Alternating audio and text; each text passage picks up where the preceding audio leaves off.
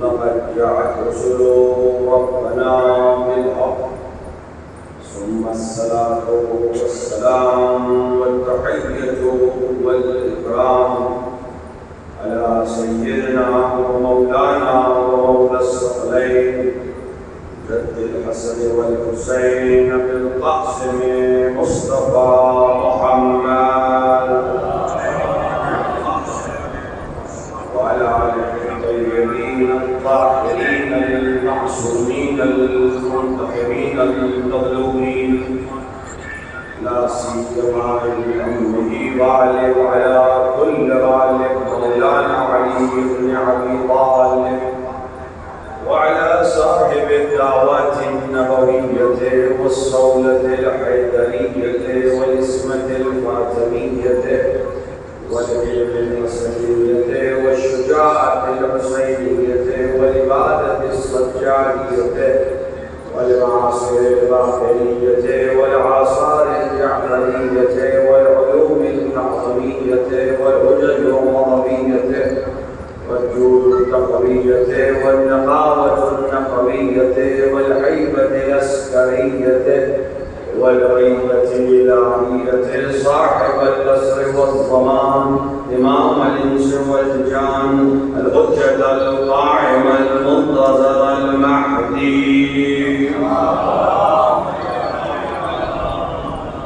ولعنة الله على أعدائهم أجمعين من يوم زلعهم إلى انقضاء يوم الدين وبعد يوم الدين أما بعد فقد قال أبو عبد الله الحسين في وصيته لأخيه إنما خرجت لطلب الإصلاح في أمة جدي أريد أن أمر بالمعروف وأنهى عن المنكر وأسير بسيرة جدي وأبي علي بن أبي طالب سبق محمد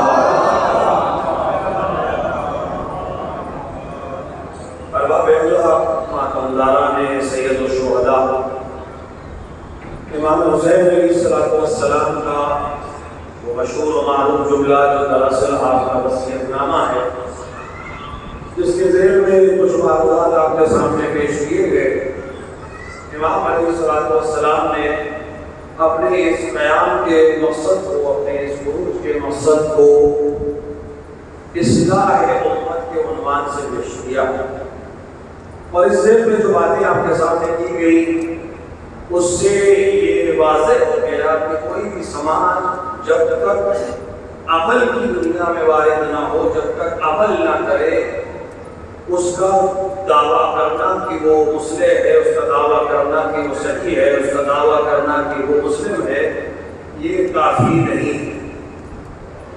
ضروری ہے کہ سماج جس چیز کا دعویٰ کر رہا ہے اس چیز پر عمل بھی کرے اور اگر عمل نہیں کر رہا ہے تو اس کا مطلب یہ ہے کہ اس سماج کو اصلاح کی ضرورت ہے. اور اسلام کا تو امتیاز یہ رہا ہے کہ اس نے صرف تھیوری پیش نہیں کی ہے بلکہ اس نے نمونے عمل چھوڑے ہیں. ان نمونوں کو دیکھتے جائیں ان خاصان خدا کو دیکھتے جائیں جو اللہ کے بتائے ہوئے احکام پر عمل کر کے دکھائیں کہ ایسا ہو سکتا ہے. کوئی بھی بات کتنی بھی اچھی کیوں نہ ہو اگر اس پہ عمل نہیں ممکن یعنی تھیوری میں ہے لکھاوٹ میں ہے سننے میں اچھی لگتی ہے پڑھنے میں اچھی لگتی ہے لیکن عمل نہ ہو سکتا ہو تو پھر اس کی بات کی کوئی اہمیت نہیں. اسلام نے ایک خاصیت یہی رکھی کہ اس نے صرف تھیوری نہیں دی اس نے نمونے عمل چھوڑے تاکہ دنیا کو پتہ چل سکے کہ یہ ہو سکتا ہے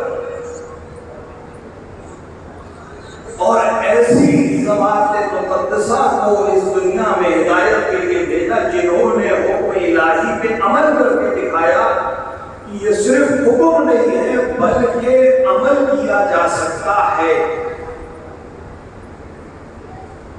یہ ذوات مختلف مرحلے میں زندگی کی عمل کرتے نظر آئی. ایسا نہیں ہے کہ صرف نماز پڑھ رہی ایسا نہیں ہے کہ صرف روزہ رکھ رہی تھی، ایسا نہیں ہے کہ صرف وہ عبادت کر رہی تھی جس کا تعلق خود نفس انسان سے۔ عبادت کے دو مرحلے، ایک وہ عبادت ہے جو انسان خود کرتا ہے، اس کا تعلق خود سے، ذات سے۔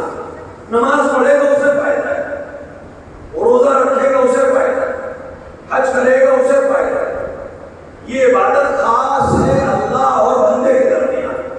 لیکن اسلام میں کچھ عبادتوں کا تعلق دوسروں سے ہے، خمس جب دے گا تو اس کا تعلق دوسرے بندگان الہی کو ہوگا۔ زکات جب ادا کرے گا تو اس کا فائدہ دوسری مخلوقات کو ہوگا۔ جہاد جب کرے گا تو اس کا فائدہ پوری مملکت کو ہوگا۔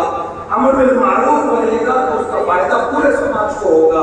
تو کچھ عبادتیں اپنی ہیں، شخصی ہیں، اور کچھ عبادتیں سماج سے تعلق رکھتی ہیں، اور اسلام ان عبادتوں کو بہت اہمیت دیتا ہے جو سماج سے تعلق رکھتا ہے، اور اس کے لیے ضروری ہے کہ کوئی نمونہ عمل ہو جو یہ کر کے دکھائے کہ یہ کیا جا سکتا ہے، ورنہ تھیوری میں ہونا کافی نہیں۔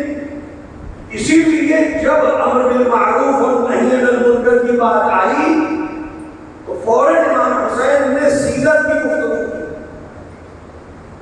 جب کہا میں ارادہ رکھتا ہوں کہ امر بالمعروف کروں، نہی عن المنکر کروں، تو فوراً کہا کہ میں چاہتا ہوں اپنے بابا کی سیرت پر چلوں اور اپنے جد کی سیرت پر چلوں۔ اب ایک انسان جو امام کے قول کو دیکھ رہا ہے، سمجھ رہا ہے یا سمجھنا چاہتا ہے، اسے تو سب سے پہلے یہ سوال کرنا چاہیے کہ جب امام حسین کہہ چکے کہ میں اپنے جد کی سیرت پر چلنا چاہتا ہوں، تو پھر اپنے بابا کا نام لینے کی کیا ضرورت تھی؟ جب کہہ دیا کہ میں رسول کی سیرت پر چلوں گا تو فوراً یہ کہنے کی کیا ضرورت ہے کہ اپنے بابا علی مرتضیٰ کی سیرت پر چلوں گا؟ کیونکہ جو ہم سمجھتے ہیں اس کے لحاظ سے رسول اور علی کی سیرت میں کوئی فرق نہیں ہونا چاہیے۔ کیوں؟ کیونکہ امیر المومنین کا سب سے بڑا امتیاز کیا ہے؟ امیر المومنین کی سب سے بڑی فضیلت کیا ہے؟ ہمارے آپ کے آٹھویں امام امام علی رضا علیہ السلام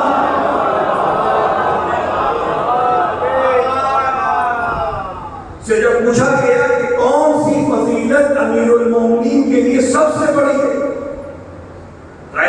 جس کی پوری زندگی فضیلت ہو، جس کی ولادت سے لے کر شہادت تک ہر آن فضیلت ہے، اس میں ایک عام انسان کے لیے یہ طے کرنا کہ کون سی فضیلت سب سے اعلیٰ ہے، یہ مشکل تھا۔ معصوم سے پوچھا گیا کہ آپ کے جد علی مرتضیٰ کی کون سی فضیلت سب سے عظیم ہے، تو آپ نے فرمایا واقع مباہلہ کا۔ کیوں؟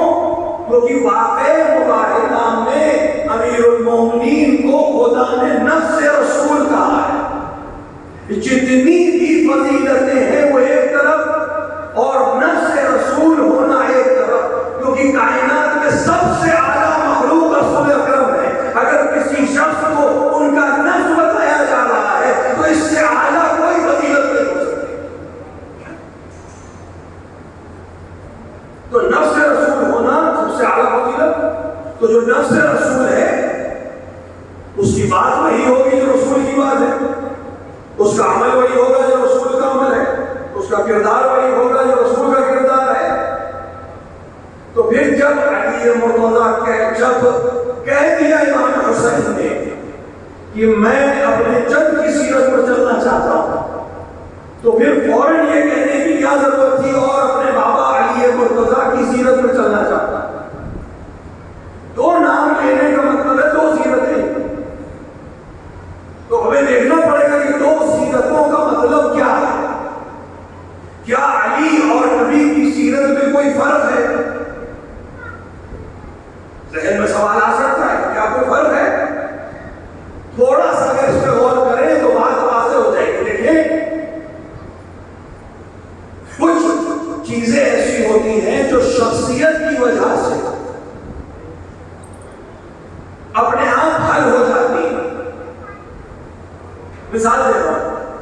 رسول اکرم اس دنیا میں آئے، 40 سال اپنی صداقت کا کلمہ پڑھوایا، 40 سال اپنی امانتداری کا کلمہ پڑھوایا.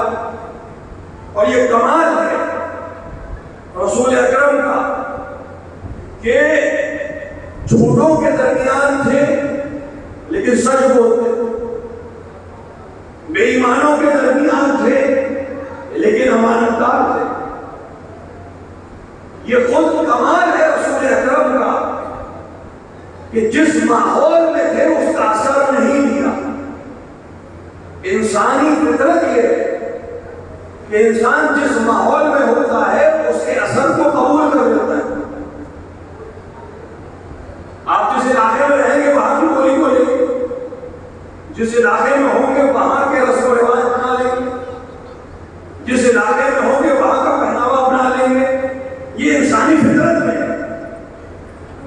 اگر کسی سماج میں سب چھوٹے تو لا محالہ دوسرے پر یہ اثر آتا ہے کہ وہ بھی ضرورت بضرورت جھوٹ بولنے کی طرف مائل ہو. جب پورا سماج پورا بازار جھوٹ کے اوپر اپنے کاروبار کو کر رہا ہے تو ایک انسان پرہیز کرنے کے باوجود کہیں نہ کہیں مجبور ہو جاتا ہے اس ماحول کی وجہ سے. جہاں سب خیانت کار ہوں وہاں ایک امانتدار دھیرے دھیرے نہ چاہتے ہوئے بھی اس صفت رذیلہ کی طرف بڑھ جاتا ہے. تو اب اگر رسول جھوٹوں کے درمیان ہے اور وہ جھوٹے آپ کی صداقت کا کلمہ پڑھ رہے ہیں اور رسول دھوکے بازوں کے درمیان ہے لیکن وہ آپ کی امانتداری کا کلمہ پڑھ رہے ہیں، تو یہ دو چیزوں سے خالی نہیں ہے.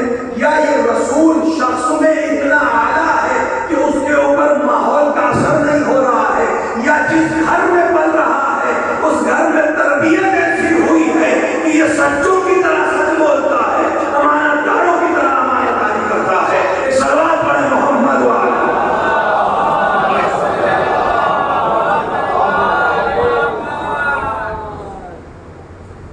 جس گھر میں پل رہا ہے وہاں سچ بولا جاتا ہے، جس گھر میں پل رہا ہے وہاں امانتداری کی جاتی ہے.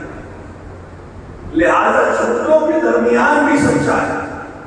رسول نے سچائی کا کلمہ پڑھوایا، پھر اعلان رسالت کیا. وہی جو کل تک سچا کہہ رہے تھے مخالف ہو گئے، وہی جو کل تک امانتدار کہہ رہے تھے جان کو لینے میں تیار ہو گئے. یہاں تک کہ رسول مکے سے مدینے چلے گئے. مدنی زندگی میں اور مکی زندگی میں کیا فرق ہے؟ رسول 13 برس مکے میں رہے بعد اعلان رسالت، 10 برس مدینے میں رہے بعد ہجرت، 23 سال آپ کی ظاہری رسالت کی عمر ہے. مکے میں جب آپ ہجرت کر رہے تھے اس وقت تک کل ملا کر 200 یا بعض کے لحاظ سے 500 لوگوں نے کلمہ پڑھا تھا. لیکن جب آپ مدینے آ گئے تو قرآن کے اگر آپ الفاظ پر غور کریں تو اس میں جو لشکر پہ لشکر دین میں داخل ہو رہا تھا. کیا فرق آ گیا؟ رسول وہی ہے، پیغام وہی ہے، بات وہی ہے، کتاب وہی ہے. فرق یہ آیا کہ مکے میں صرف تھیوری تھی، مکے میں صرف رسول زبان سے بیان کر رہے تھے، مکے میں لوگوں کو نوید دے رہے تھے. لیکن مدینے میں رسول نے عمل کر کے دکھایا کہ ایسی حکومت کی جا سکتی ہے، ایسا عدل کیا جا سکتا ہے، ایسی امانتداری کی جا سکتی ہے، ایسا مساوات قائم کیا جا سکتا ہے. لہذا لوگ دین میں داخل ہو گئے. اب برکت رسول یہ ہے کہ کوئی سچویشن جب بھی آئے گی، مرکز کون ہے؟ رسول. جو بھی بات ہوگی رسول پر آ کر تمام ہو جائے گی. یا رسول کے موافق ہے یا رسول کا مخالف ہے. ذات رسول محور ہے، وہ فیصلہ کرے. جو مانے گا وہ ہمارا طرفدار ہے، جو مخالفت کرے گا وہ اس میں مخالف.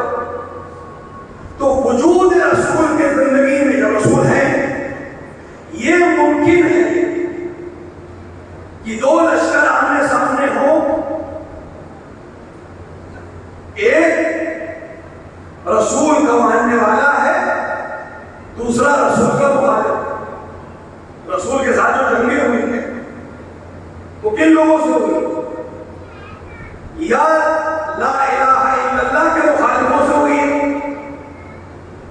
یا محمد رسول اللہ کے مخالفین سے ہوئی، مکے کے لوگ لا الہ الا اللہ کے مخالف تھے، بدر ان سے ہوئی، احد ان سے ہوئی، بہت سے دیگر مارکے ان سے ہوئے، حنین ان سے ہوئی، لیکن کچھ جنگیں ایسوں سے ہوئی جو لا الہ الا اللہ کے مخالف نہیں تھے، اللہ کو ایک مانتے تھے، محمد رسول اللہ کے مخالف تھے۔ یہ یہودیوں کا لشکر تھا جن سے جنگ احزاب جسے ہم خندق کہتے ہیں اس میں نہ ہوئی، جنگ خیبر انہی سے ہوئی، یہودیوں سے ہوئی۔ تو رسول کی زندگی میں یا لا الہ الا اللہ کے مخالف سے جنگ ہے یا محمد رسول اللہ کے مخالف سے جنگ ہے۔ یہ ممکن ہی نہیں ہے کہ رسول کے سامنے کوئی لشکر کھڑا ہو، رسول کے سامنے لشکر کھڑا ہو مخالفت میں اور یہ کہے کہ ہم اللہ کو بھی مانتے ہیں اور آپ کو بھی مانتے ہیں اور آپ کے خلاف جنگ کریں گے، یہ امکان بھی نہیں ہے، کیونکہ اگر رسول کو رسول مانتا ہے تو جنگ نہیں کرے گا۔ یہی تو جب صلح مکہ ہوئی، صلح حدیبیہ، اور امیر المومنین نے لکھا کہ یہ صلح ہے مکے والوں اور محمد رسول اللہ کے درمیان، تو مکے والوں نے رسول اللہ کا جملہ کٹوایا کہ نہیں کہ اگر رسول اللہ مانتے تو جنگ کیوں کرتے؟ تو یہ امکان بھی نہیں ہے کہ انسان رسول کا کلمہ بھی پڑھے اور رسول کے مقابلے میں صاف راستہ بھی ہو۔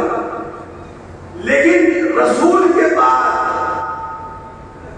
رسول جب اس دنیا سے چلے گئے تو ہم نے دیکھا کہ دو لشکر آمنے سامنے کھڑے، دونوں کہہ رہے ہیں لا الہ الا اللہ، دونوں کہہ رہے ہیں محمد رسول اللہ۔ اب میرے جیسا ایک عام مسلمان پریشان ہے کہ ان میں سے صحیح کون ہے، کیونکہ کل تک رسول کا وجود دلیل ہوتا تھا کہ جدھر رسول کھڑے ہیں وہی حق کا لشکر ہے، لیکن جب رسول چلے گئے ہیں اور دونوں لشکر آمنے سامنے کھڑے ہیں تو ان میں سے صحیح کون ہے؟ اچھا دیکھیں، حق کی یہ خاصیت ہے، حق کی خاصیت یہ ہے کہ اس کے مقابلے میں جو بھی آئے گا وہ ناحق ہوگا۔ یہ ہو ہی نہیں سکتا کہ حق کے مقابلے میں حق آ جائے۔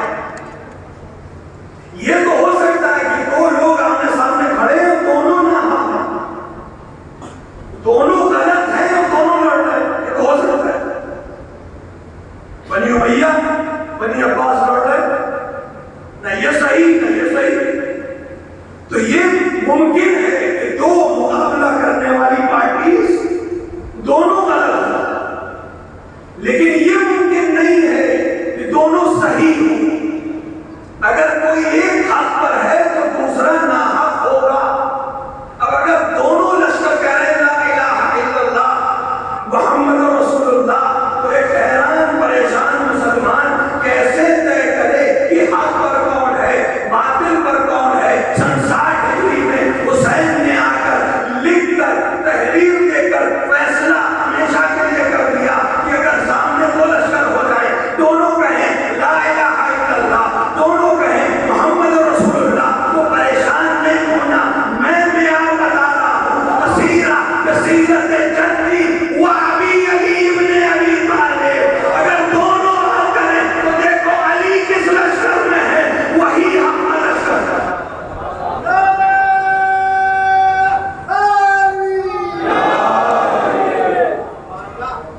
میں بیان طے کر دیتا ہوں، علی میں آ رہا ہے، علی طے کریں گے کون حق ہے۔ یہ جملہ کبھی کبھی ہم مجبوری ہوتی ہے بولنا سمجھانے کے لیے کہ علی اور فلاں علی حق پر ہے، ان کے مقابلے میں علی حق پر، یہ جملہ غلط ہے۔ علی کو یہ کہنا کہ علی حق پر ہے، یہ جملہ شان علی کے خلاف ہے۔ علی حق پر نہیں ہے، علی ہی حق ہے۔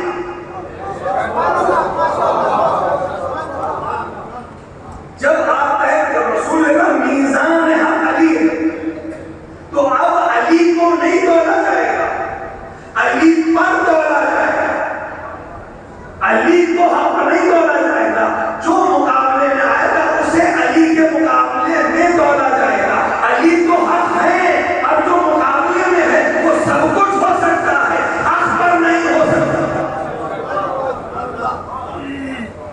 میزان ہے، علی طے کریں گے، علی میعار کا نام ہے، علی کسوٹی کا نام ہے، علی کو نہیں تولا جائے گا، علی پر تولا جائے گا۔ معیار حق اور باطل ذات ہے، تو علی کی سیرت پر چلنا چاہتے ہیں اور رسول کی سیرت پر چلنا چاہتے ہیں۔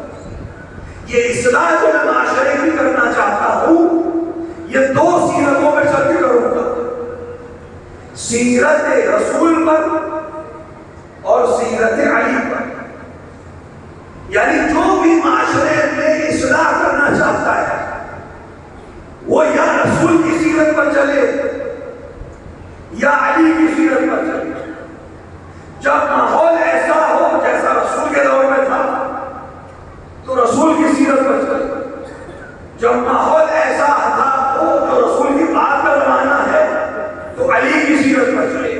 اس کے علاوہ کوئی طریقہ ہی نہیں ہے امر بالمعروف کا اور نہی عن المنکر کا۔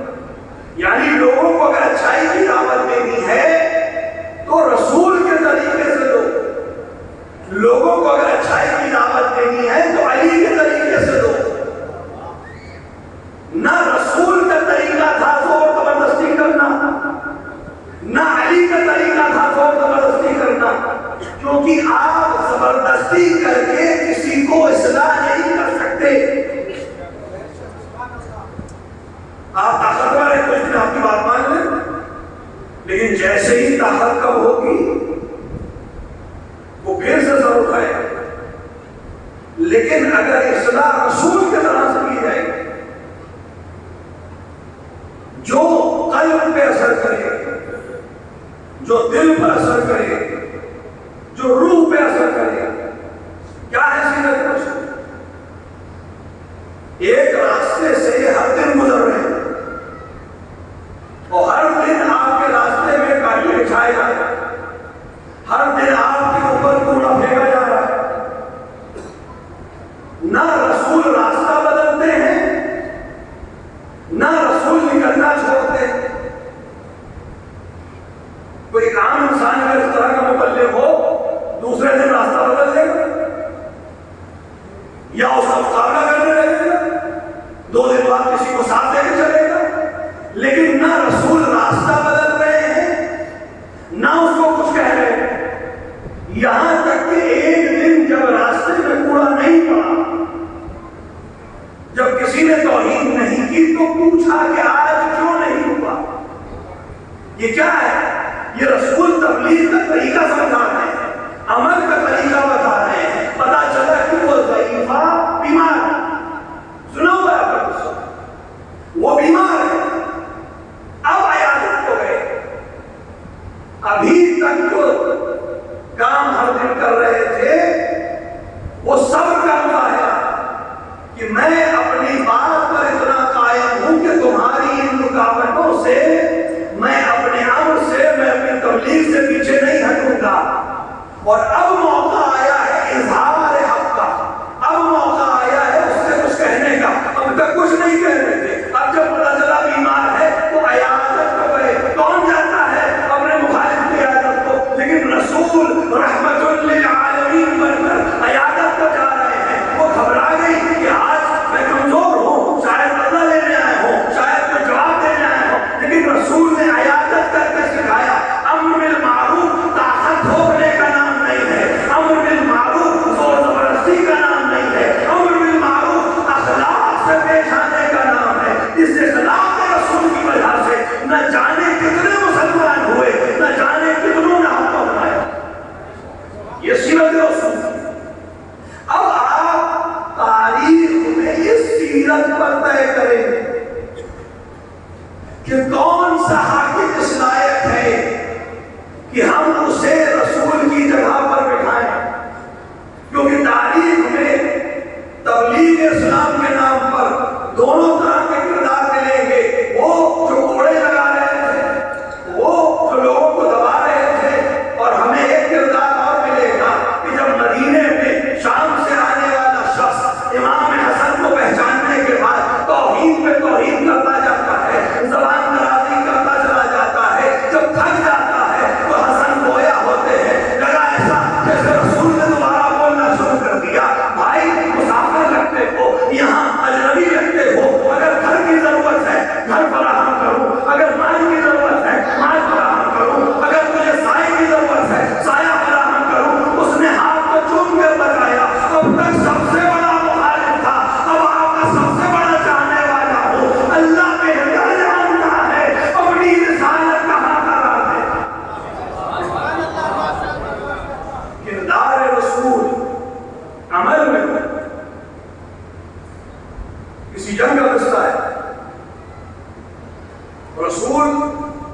اکیلے خیمے کے پشت پہ گئے، بالکل اکیلے. ایک دشمن رسول کے سامنے آ گیا، تلوار ہاتھ میں لیے ہوئے، رسول کا نام لے کے خطاب کیا کہ آج تمہیں کون بچائے. رسول لہتے سامنے دشمن، شمشیر بدست، آج تمہیں کون بچائے گا؟ رسول نے کہا اللہ. صرف نام جلالہ لیا، لیکن چونکہ اس کے جلال سے آشنا تھے، چونکہ اس کی کبریائی سے آشنا تھے، صرف لفظ اللہ میں اتنا روب تھا کہ اس کا ہاتھ ہلنے لگا، تلوار زمین پہ گر گئی. اب رسول نے تلوار کو اٹھایا، ایک بار تلوار کو اٹھا کے کہا اب تجھے کون بچائے گا؟ جیسے ہی رسول نے تلوار سے گردن میں رکھ کے پوچھا اب تجھے کون بچائے گا، اس نے کہا آپ کا کرم، آپ کریم ابن کریم ہے. یہ سیرت رسول. اس سیرت کا نمائندہ وہی ہو سکتا ہے جو اسی سیرت میں چل رہا. اس سیرت کا نمائندہ وہی ہو سکتا ہے جو اسی سیرت پہ ہو. جنگ صفین ہو رہی، امیر المومنین کی زندگی کی سب سے بڑی جنگ ہے ظاہری طور سے. این جنگ میں ایک دشمن علی سے تلوار لڑوا رہا ہے، اس کی تلوار ٹوٹ گئی. اس نے امیر المومنین سے کہا علی میری تلوار ٹوٹ گئی، اپنی تلوار دیجیے. امیر المومنین نے اپنی تلوار کو دے دی. لوگوں نے کہا یا علی دشمن کو کون تلوار دیتا ہے؟ امیر المومنین نے کہا اب وہ دشمن کہاں رہا؟ دشمن تب تک تھا جب تک تلوار چلا رہا تھا. جیسے ہی اس نے میرے آگے دست دراز کیا، مجھ سے مانگا، اب سایہ بن گیا ہے، اب سوالی بن گیا ہے. میں کریم ابن کریم ہوں، مجھ سے سوال کیا جائے، میں کسی کو خالی ہاتھ نہیں چھوڑ سکتا. یہ نمونہ ہے اسی سیرت کا. علی کی سیرت اس لائق ہے کہ اس پر چلا جائے. نمونہ حکومت اگر کسی کو دیکھنا ہے، حسین بن علی اس حکومت علی، اس سیرت علی کے لیے گھر سے نکلے. اگر سماج نے حاکم سیرت علی پر چلے، اگر سماج رسول کی سیرت کو اپنائے، تو یہ وہ سماج ہے جس کے لیے حسین نکل رہے. حسین کا مقصد بہت اعلیٰ ہے. آپ کسی مقصد کو کتنا اعلیٰ کیسے سمجھیں گے؟ دیکھیے ایک قانون ہے، قربانی ہمیشہ ادنا کی بھی جاتی ہے، کمتر کی بھی جاتی ہے. مقصد جس کے لیے قربانی دی جاتی ہے وہ بڑا ہونا چاہیے. قربانی چھوٹی ہوتی ہے، مقصد بڑا ہوتا ہے. جتنا بڑا مقصد اس ویسی قربانی. آپ قربانی دیکھ کے مقصد کو سمجھ سکتے ہیں. مقصد میں رکھ کر نظر میں قربانی کا انتخاب کر سکتے ہیں. آسان سی مثال دے رہا ہوں، میں ہر گھر میں ہوتا ہے. آپ عقیقہ کرتے ہیں تو عقیقے میں کیا کرتے ہیں؟ یہ عقیقہ ہے، یہ جانور عقیقہ ہے، صدقہ ہے. اس کے خون کے بدلے میں اس بچے کا خون، اس کی ہڈی کے بدلے میں اس بچے کی ہڈی، اس کے گوشت کے بدلے میں اس کا گوشت، یہ سالم رہے. 10,000 کا 15,000 کا جانور آپ نے ذبح کیا، کس کے لیے؟ اپنے نور نظر کے.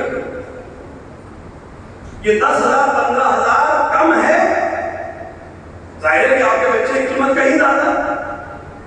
تو ہمیشہ قربانی چھوٹے کی ہوتی ہے، مقصد بڑا ہوتا ہے. قربانی ایک غسل کی ہو رہی ہے، بچے کی جان میں صدقہ نکالا جا رہا ہے اپنے بچے کی حفاظت کے لیے، صدقہ کم ہوگا بچہ زیادہ ہے، اس کی اہمیت زیادہ ہے۔ تو قربانی ہمیشہ ادنا کی ہوتی ہے، مقصد ہمیشہ اعلیٰ ہوتا ہے۔ اب اگر قربانی حسین ہو رہے ہیں، اب اگر قربانی عباس ہو رہے ہیں، اب اگر قربانی علی اکبر ہو رہے ہیں، تو یہ مقصد بہت اعلیٰ ہونا چاہیے۔ کیا چیز ایسی ہے جس کے لیے حسین قربان ہو جائے؟ کیا چیز ایسی ہے جس کے لیے عباس قربان ہو جائے؟ کیا چیز ایسی ہے جس کے لیے علی اکبر قربان ہو جائے؟ شعرا سے معذرت کے ساتھ، شاعر کو چھوٹ ہوتی ہے، بہت سی چیزیں کہہ سکتا ہے۔ حسین نکلے امت کو بخشوانے کو، امت کو بخشوانے، امت کے سارے گناہ ایک طرف اور ابو طالب کا ایمان ایک طرف۔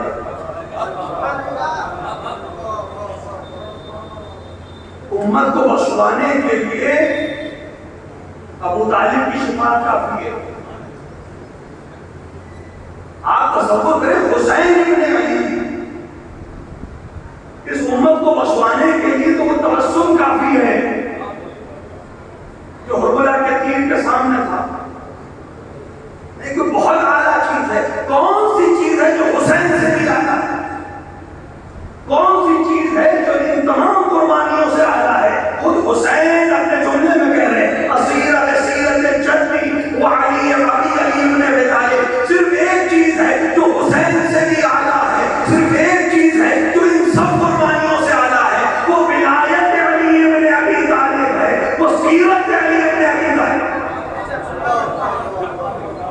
اس ولایت کے لیے حسین پہلی قربانی نہیں ہے، پہلی قربانی تو خود رسول اللہ ہے۔ اس ولایت کے لیے محسن ابن علی شہید ہوئے، اس ولایت کے لیے صدیقہ طاہرہ شہید ہوئی، اس ولایت کے لیے حسن کو زہر دیا گیا۔ اس ولایت کو بچانے حسین آ گئے۔ ہمارے لیے آسانی ہے کہ ہم کو مل گئی، ہم کو نسل میں مل گئی، لہذا ہمیں قدر نہیں ہے اس ولایت کی۔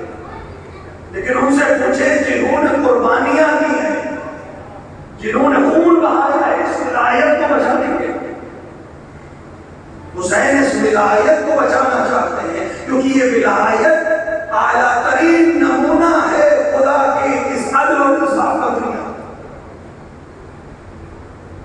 تھیوری نہیں، پریکٹیکل میں۔ راوی کہتا ہے کہ میں چھوٹا تھا، اپنے بابا کے ساتھ کوفے گیا۔ مسجد کوفہ میں امیر المومنین جمعے کا خطبہ دے رہے، حاکمیت ظاہری کا زمانہ ہے، خطبہ دے رہے امیر المومنین۔ میں نے دیکھا کہ علی خطبہ دے رہے تھے تو اپنے لباس کو ایسے ہلایا۔ میں چھوٹا تھا،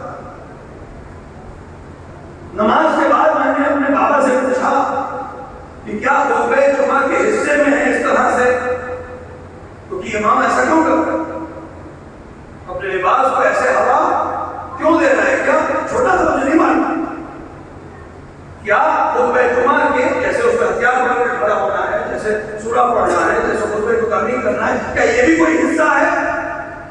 کہ نہیں، یہ حصہ نہیں۔ تو پھر علی یہ کیوں کر رہے تھے؟ کہ علی کے پاس صرف دو لباس ہے، ایک وہ کمر میں پہنتے ہیں، ایک سے وہ بدن ڈھانپتے ہیں، تیسرا لباس نہیں ہے علی کے پاس۔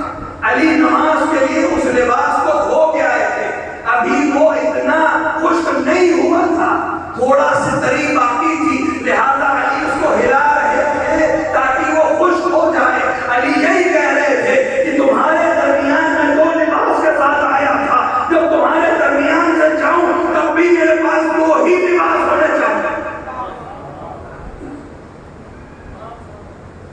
علی لوگوں کو جرأت دے رہے، لوگوں کو حاکموں سے سوال کرنے کی جرأت دے رہے، اتنا دور ہے انفارمیشن کا، لا بھی پاس ہو گیا آپ کو، رائٹ ٹو انفارمیشن. کریے سوال، کتنے جواب ملتے ہیں؟ جواب کے بدلے نوٹس بھی آ سکتا ہے کہ زیادہ کچھ نہیں آتا.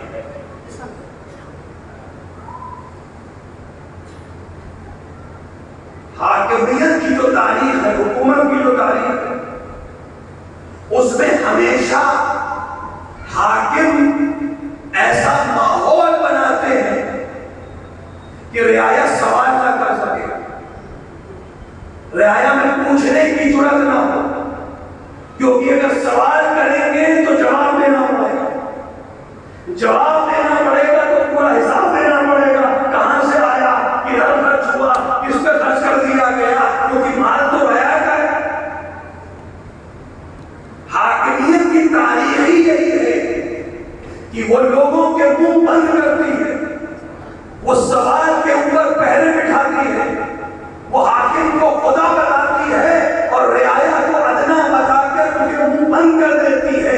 اس 1000 سال کی تاریخ میں صرف ایک حاکم پیدا ہوا جو منبر سے جا کر کہہ رہا تھا سلونی سلونی، مجھ سے سوال کرو، مجھ سے سوال کرو. یعنی علی اس انجماع کو توڑنا چاہتے تھے. تم اپنی زبانوں کو کھولنے کی جرات کرو، حاکموں سے سوال کرو، علی کو کوئی ڈر نہیں ہے، تم سوال کرو گے علی جواب دے. حاکم اس لیے چپ کرتے ہیں کیونکہ حق آیا ہے، حاکم اس لیے چپ کرتے ہیں کیونکہ ظلم کیا ہے، حاکم اس لیے چپ کرتے ہیں کیونکہ ناانصافی کی ہے. علی نے کسی کا حق نہیں کھایا، علی نے کسی کو ظلم نہیں کیا، لہذا سکون سے کہہ رہا ہے سلونی سلونی، سوال کرو. اس انجماع کو توڑ رہے ہیں. حسین اس حاکم کے لیے جان دینا چاہتے ہیں کہ ایسا سماج وجود میں آئے جو اس حکومت کو قبول کر لے، کیونکہ اگر سماج تیار نہ ہو تو علی جیسا حاکم بھی حکومت نہیں کر سکتا. سماج تیار نہ ہو تو رسول جیسا حاکم بھی حکومت نہیں کر سکتا. عدالت برپا ہی نہیں ہو سکتی اگر سماج عدالت پسند نہ ہو. جب تک سماج عدالت کو قبول نہیں کرے تب تک کوئی بھی کتنا بڑا عادل آتا ہے وہ عدالت برپا نہیں کر سکتا، کیونکہ سماج تیار نہیں. اور حسین ایسا سماج بنانا چاہتے ہیں جو عدالت پسند ہو. حسین جانتے ہیں آج ممکن نہیں ہوگا، لیکن میں اپنے خون سے کربلا میں اس کے درخت کو لگا دوں گا، دھیرے دھیرے یہ تناور ہوگا، دھیرے دھیرے یہ شجر دے گا، دھیرے دھیرے یہ ثمر دے گا، اور اس ثمر میں ایک ایسا سماج آئے گا جو عدالت کو قبول کرے گا، ایسا سماج آئے گا جو علی کو قبول کرے گا. ہم اور آپ تیار کرنا ہے اپنے آپ کو، کیونکہ کوئی وقت حسین انتظار کر رہا ہے کہ سماج عدالت کے لیے تیار ہو جائے تاکہ میں ظہور کر کے سیرت علمی قائم کروں، سیرت مصطفی قائم کروں.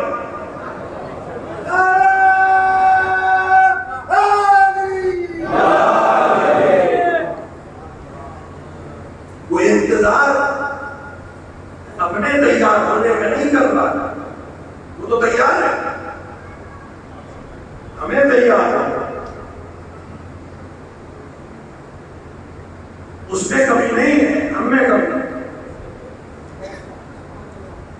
کہہ لینا آیا جل آسان ہے، تیار ہیں عدالت کے لیے، تیار ہیں عدالت کے لیے. دیکھیے عدالت انسان کو انصاف، سچائی، مساوات تبھی تک پسند آتی ہے جب اپنا حق نہ جاتا. جیسے ہی اپنا عہدے پہ خطرہ ہوا، اپنے مال پہ خطرہ ہوا، اپنے مسئلے پہ خطرہ ہوا، پھر سب عدالت بھول جاتا ہے، پھر سب انصاف بھول جاتا ہے. ہر ایک تب تک سچ کا ساتھ دیتا ہے جب تک اس سچ سے اسے نقصان نہ ہو. لیکن حسین اس علوی سیرت کو دنیا میں لانا چاہتے ہیں کہ انسان یہ نہ دیکھے کہ نقصان کس کا ہے، فائدہ کس کا ہے، یہ دیکھے حق کیا ہے، سچ کیا ہے. اگر میں سچ کے ساتھ ہوں ممکن ہے دنیا میں نقصان ہو جائے، لیکن چونکہ حق کے ساتھ ہوں اس کا بدلہ وہاں مل جائے. یہ عدالت، یہ سماج تیار ہونا، اور کربلا اس سماج کو تیار کرنے کی بہترین درسگاہ ہے. کوئی درسگاہ اتنی وسیع نہیں ہے جتنی کربلا، اور کسی درسگاہ کا مقصد بھی وہ نہیں ہے جو کربلا کا. کربلا کا مقصد بالکل واضح ہے، ایک ایسا سماج وجود میں آئے جو عدالت علوی کو برداشت کر سکے، ایک ایسا سماج وجود میں آئے جو سیرت علی کو برداشت کر سکے.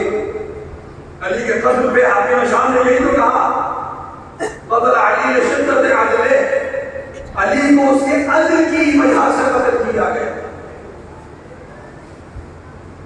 اگر کوئی انسان عدالت پسند ہے تو وہ سب کا محبوب ہونا چاہیے. کیوں لوگ علی کو قتل کر رہے ہیں؟ کیوں لوگ حسن کو قتل کر رہے ہیں؟ کیوں لوگ ائمہ کو قتل کر رہے ہیں؟ کیونکہ یہ اپنی ذات تک عدالت کو محفوظ نہیں رکھے ہیں، یہ سماج کو عدالت کی طرف لے جانا چاہتا ہے. لہذا جب سماج عدالت کی طرف بڑھے گا تو وہ لوگ جو عدالت کو پسند نہیں کرتے، وہ لوگ جن کا حق ضائع ہو رہا ہے، وہ لوگ جن کی کرسی چھن رہی ہے، وہ یقیناً آ کے قتل کریں گے. کیونکہ اگر یہ آ گئے تو حق کا بول بالا ہوگا، ہماری دکانیں نہیں چل سکیں.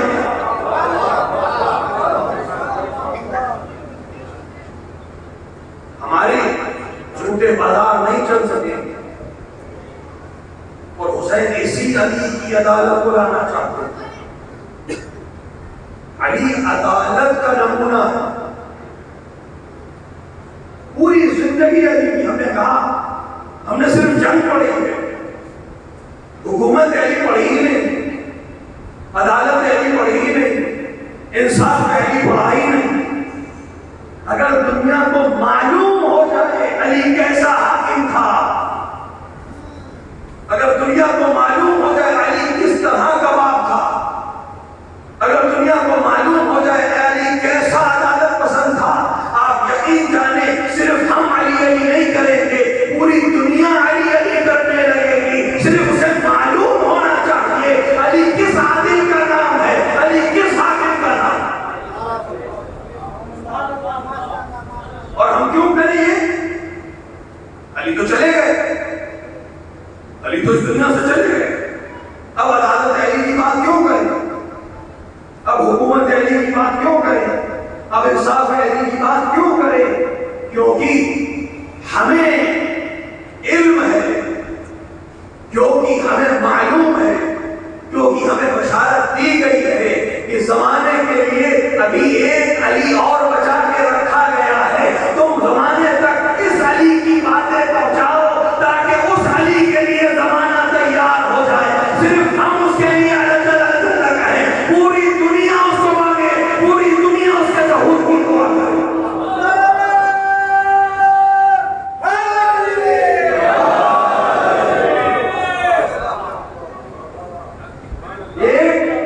علی کی حکومت ہم اس لیے پیش کر رہے ہیں کہ ابھی ایک علی اور موجود ہے، لیکن وہ تبھی آئے گا جب تم تیار ہو.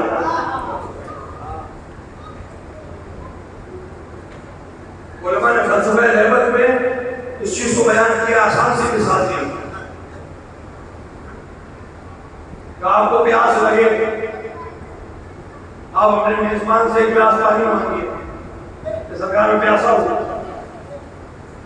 وہ آپ کو پانی دے، آپ کو پانی کا گلاس ہو کر کے پھر کہیں مجھے پیاس لگی ہے، پانی نہیں، وہ دوسرا گلاس دے دے گا، آپ پھر الٹ پیجیے بہت جرأت کر کے تیسری بار مانگی،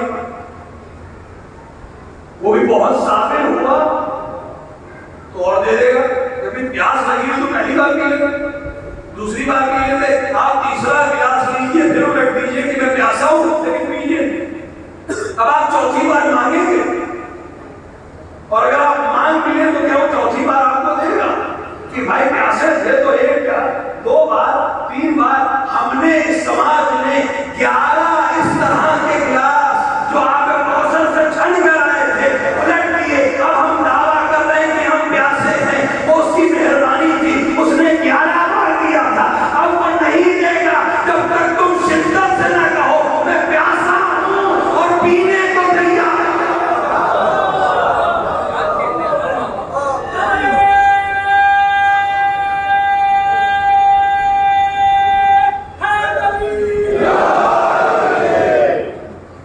اب ہمیں ثابت کرنا پڑے گا ہم پیاسے ہیں،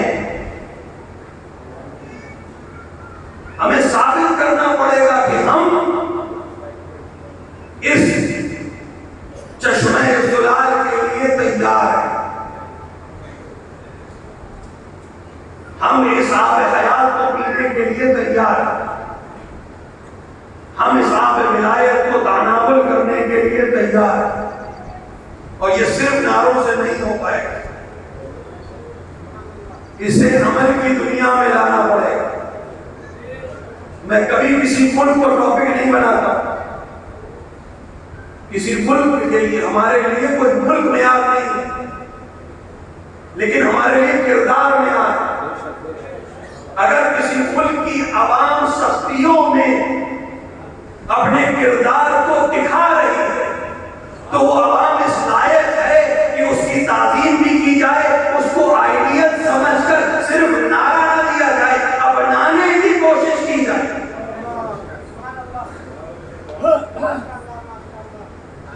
ہمارا بہت معذرت کے ساتھ یہ جملہ کہہ رہا ہوں، میں اپنے کو بھی شامل کر کے کہہ رہا ہوں،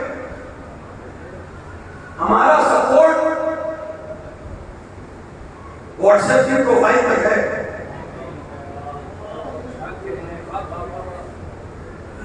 اسٹیٹس تک ہے، آئی اسٹینڈ ود،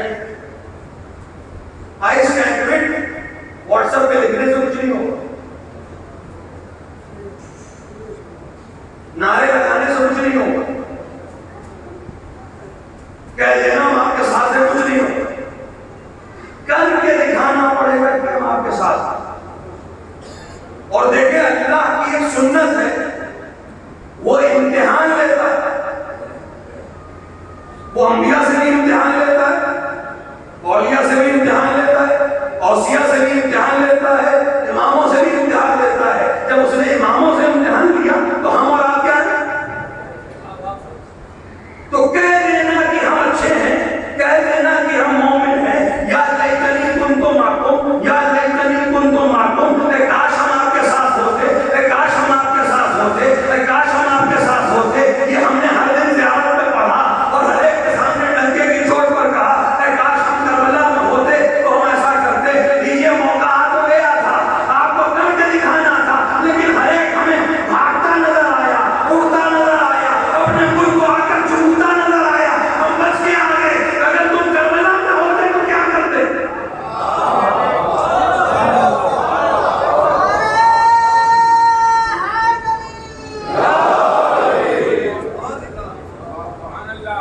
ہماری ساری طاقت، ساری جرأت اپنوں میں ہے۔ محرم کا چاند نکلا، تلواریں بھی ہم سے باہر آ گئی۔ 2 دن پہلے تک تو شادیوں میں 7 بیٹھ کے کھانا کھا رہے تھے،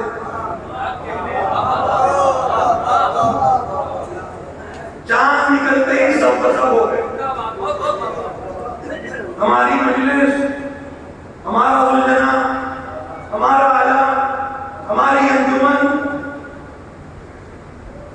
یہ خناس جو ذہن میں آیا ہمارا، تمہاری مجلس انہیں چاہیے ہی نہیں،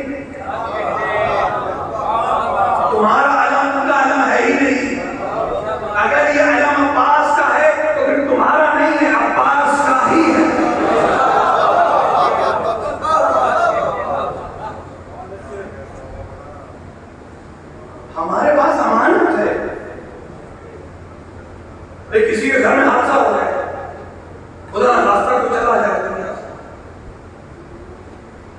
کے پروگرام کہاں کرے گا؟ کون کرے گا؟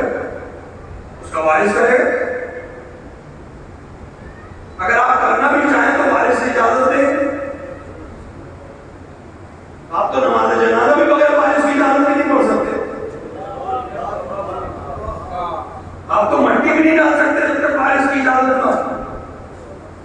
وارث کی اجازت سے عمل کریں، یا وارث خود کرے یا وہ کسی کو اجازت دے۔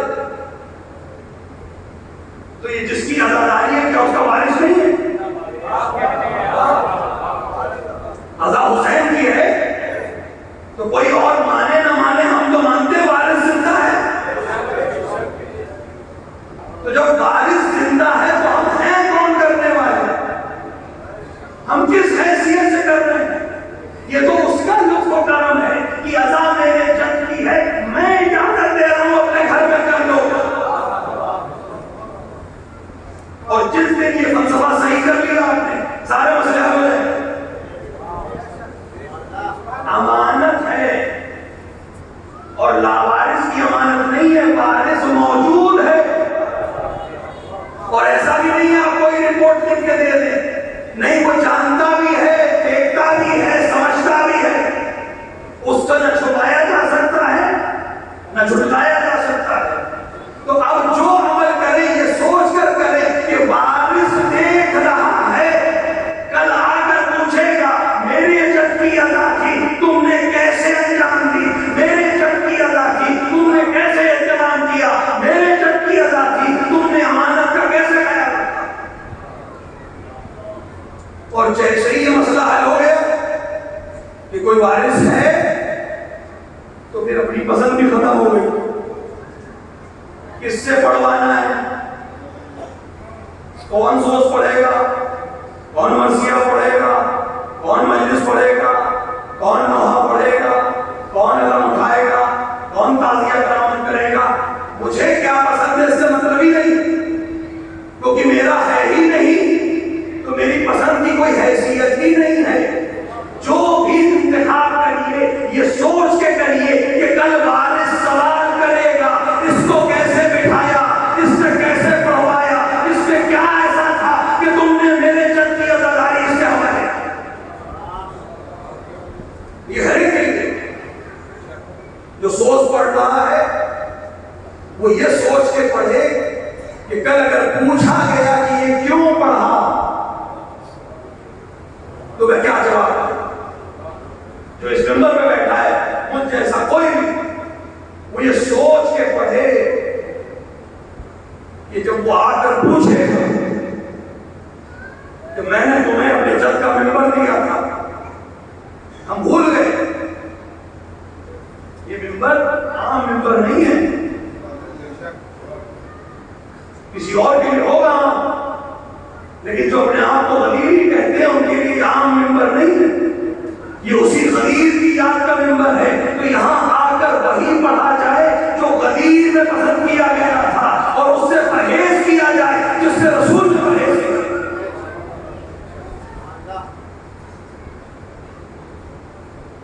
کہہ دینا ہم ساتھ ہیں، اور اس کے بعد آگے اپنی شجاعت کی داستان فیس بک اور ٹی وی اور کیمرے کے سامنے ایسے بیان ہو رہی ہے، حضور ہمارے سامنے بم گر رہے تھے، اگر بم گر رہے ہوتے تو آپ یہاں نہیں ہوتے۔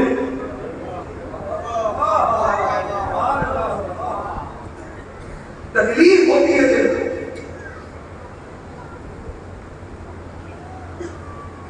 پوری زندگی مولا مشکل کشا، غیروں تک نے مشکل نبی کو پکارا اور پکارتے ہیں۔ کتنی توہین ہے کہ انسان نجف میں ہے، امیر المومنین کے جوار میں ہے، اور کسی شخص کا نام لے کے کہہ رہا ہم کو بچا لیجیے۔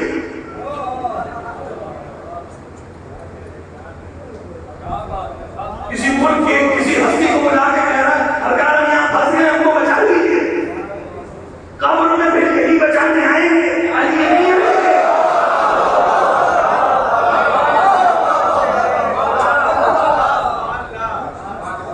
یہ شکوہ کس سے کیا جائے، یہ کس سے کہا جائے؟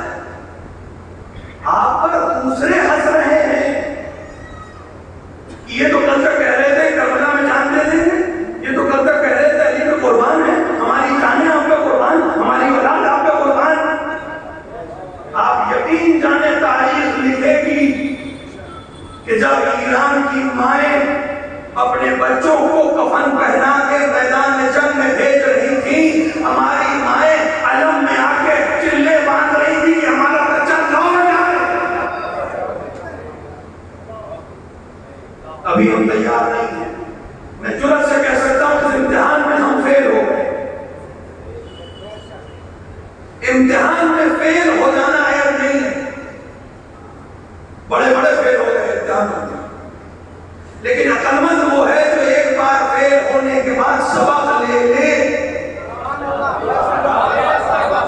تاکہ دوبارہ جب ایسا امتحان ہو تو وہ سرخرو ہو کے بتائے کہ صرف زبانی لغزشیں نہیں تھے، ہم دل سے کربلا کو لبیک کہہ رہے تھے۔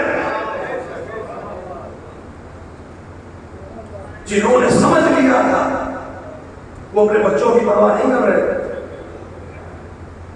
کربلا کی ماؤں پر ہمارے اور آپ کے لاکھوں کروڑوں سلام۔ کیسی مائیں تھیں؟ شہید گرا، خیمے سے 12 برس کا بچہ تلوار باندھ کے نکلا، حسین نے روکا کہ بچے کو روکو، کہاں جا رہا ہے؟ اس کا باپ ابھی شہید ہوا ہے، یہ ماں کا سہارا بنے گا۔ بچے کو جب لایا تو بچے نے کیا کہا؟ بولا ماں نے ہی کمر پہ تلوار باندھ کر بھیجا ہے۔ کہ خاندان اس کو طہارت کی خواتین نہیں ہے، یہ صاف کیا ہوا تھا۔ کیا مائیں تھی کہ بیٹے کا کٹا ہوا سر جب دشمن نے پھینکا تو ایک بار چون کر دوبارہ دشمن کی طرف اچھال دیا کہ جو راہ خدا میں دے دیتے ہیں وہ واپس نہیں دیتے۔ کربلا میں ایک ماں اور ہے جسے حسین سے ایسی محبت ہے کہ تاریخ میں اس کی نظیر نہیں، جس نے اپنے عزم میں یہ شرط رکھی تھی کہ جب بھی حسین مدینے سے نکلیں گے میں ان کے ساتھ جاؤں۔ جب حسین مکے سے نکلے کاروان ایک یا 2 منزل ترین ظاہر ہے، یعنی 1 منزل کے فاصلے پر گرد تھی مکے کی طرف سے۔ عباس نے اس گرد کو دیکھا، محمد عباس نے کاروان کو روک دیا کہ شاید دشمن ہو، اگر مقابلہ کرنا پڑے تو کاروان خطرے میں نہ ہے۔ گرد چھٹی، دیکھا عبداللہ ابن جعفر آگے بڑھے، استقبال عبداللہ امام کی خدمت میں، آقا کیوں جا رہا؟ کہا مکہ اسرائیل نہیں رہ گیا کہ ہم رہے، کدھر کا ارادہ ہے؟ کوفے کا۔ کہا اگر اجازت ہو تو میں شہزادی سے کچھ دیر گفتگو کر دوں۔ ادب، شوہر ہے لیکن امام کا ادب۔ مہمانس کیا گیا، شہزادی تشریف لائی، عبداللہ گئے، سلام کیا۔ شہزادی نے جیسے عبداللہ کو دیکھا کہا آپ سے جب عقد کیا تھا تو یہ شرط کی تھی کہ آپ مجھے کبھی حسین کے ساتھ جانے سے روکیں گے نہیں۔ عبداللہ نے کہا نہیں شہزادی میں روکنے نہیں آیا ہوں،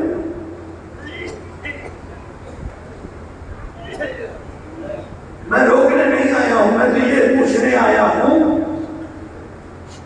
کہ حسین جس سفر پہ جا رہے ہیں یہ خطروں کا سفر ہے، اگر کل کوئی مصیبت آ گئی تو آپ اپنے بھائی پر کیا صدقہ کریں گے؟ زینب خاموش نہیں، کہا میں اپنے 2 بیٹے آپ کے حوالے کر رہا ہوں، جو آپ کے بھی بیٹے ہیں، ایک کو میری طرف سے قربان کر دیجیے گا، دوسرے کو اپنی طرف سے قربان کر دیجیے گا۔ عبداللہ رخصت ہو گئے۔ حسین کا کاروان چلتے چلتے کربلا پہنچ گیا۔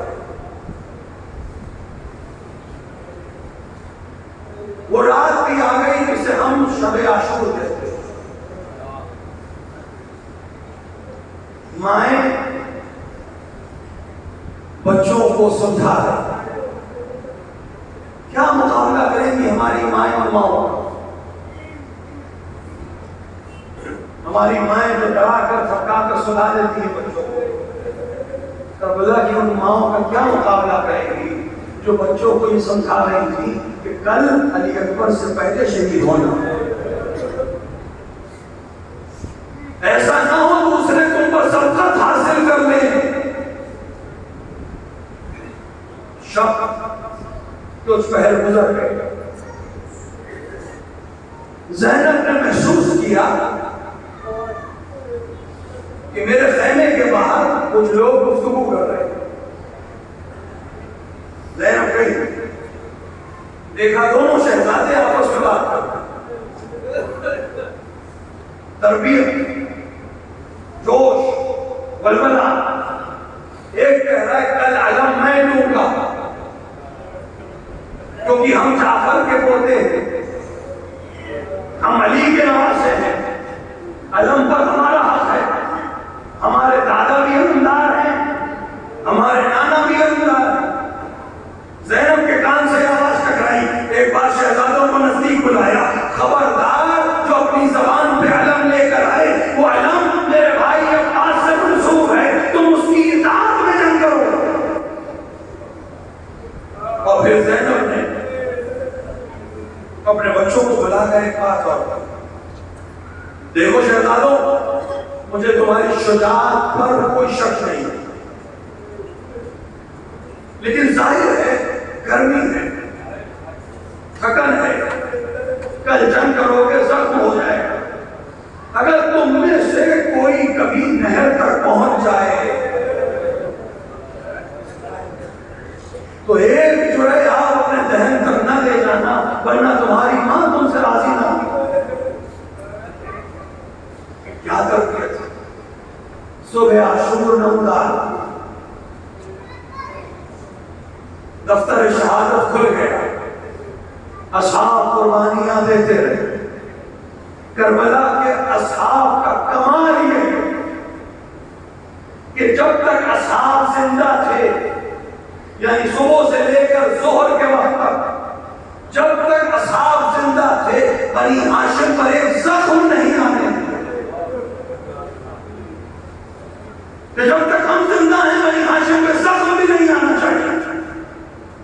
لیکن ہاں صاحب تمام ہو گئے، اب بنی ہاشم کے جوان آگے بڑھ رہے ہیں، کبھی مسلم کی اولاد، کبھی جعفر کی اولاد، کبھی عقیل کی اولاد، دو شہزادے ہیں، بار بار اجازت مانگتے ہیں لیکن ابھی اجازت نہیں مل رہی ہے، یہاں تک کہ ماں کی خدمت میں گئے۔ ماں نے جب اپنے بچوں کو دیکھا تو ایک بار یہی کہا، تم ابھی تک یہاں موجود ہو، دوسری اولاد بنی ہاشم قتل ہو رہی ہے، تم ابھی تک یہاں ہو، ہمیں ماموں اجازت نہیں دے رہے، ہمیں امام اجازت نہیں دے رہے۔ ایک بار زینب نے ظاہراً جناب فضا کے ذریعے اپنی درخواست امام حسین تک پہنچائی، آخر میری قربانیوں کو آپ کیوں قبول نہیں کر رہے؟